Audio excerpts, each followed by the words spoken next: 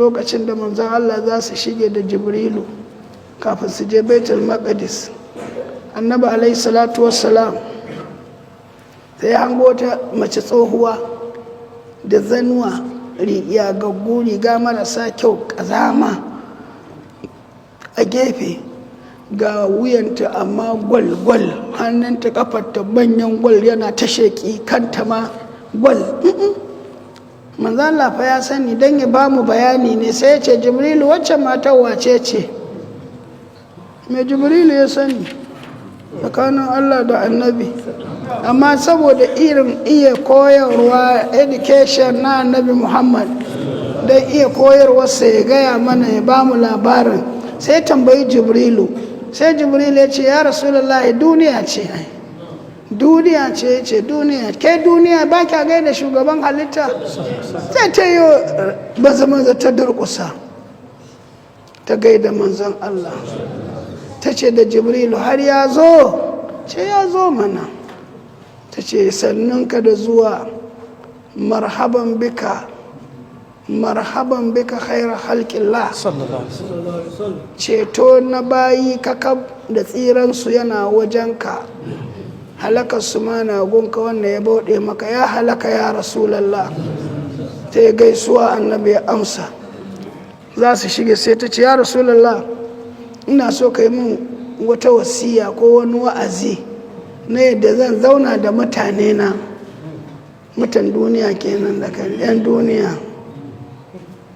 sai manzo ya ce ai ba in maki wasiya ba ki ɗauka ko in gaya miki ki yarda abin da na faɗa.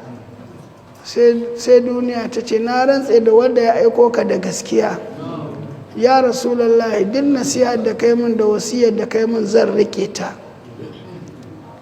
shine sai manzo Allah sallallahu alaihi wasallama ya ce na yi miki to wasici mutanen ki zauna da su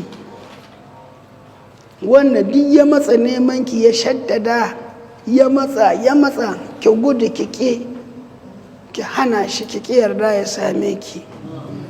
shine zaka ga mutum kullun yana sauraron yaushe abin zai cika, yaushe ne komai zai yi, yana ofis ya je can yaushe ne za a yi, yaushe tetaja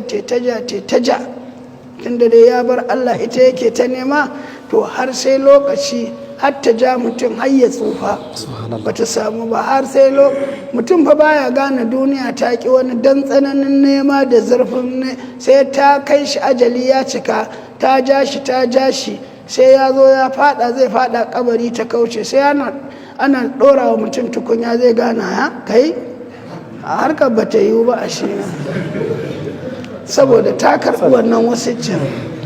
Na biyu manzala ya ce wanda kuma duka ya kiki ya yarda da Allah ya koma Allah ya rike Allah ya kiki ya ce baya yi da ke, na baki shawara ne muke wasicci ki bi shi ki ba shi kanki halalan ɗayiban yayi yadda yake so da ke. shi ne za ka ga wasu ba ruwansu suna guje mata tana zuwa musu ga ta nan menene yanzu wani zai ɗauka bai cece ba dai kashto ba shi ba ne a fassara to saboda haka duniya kenan.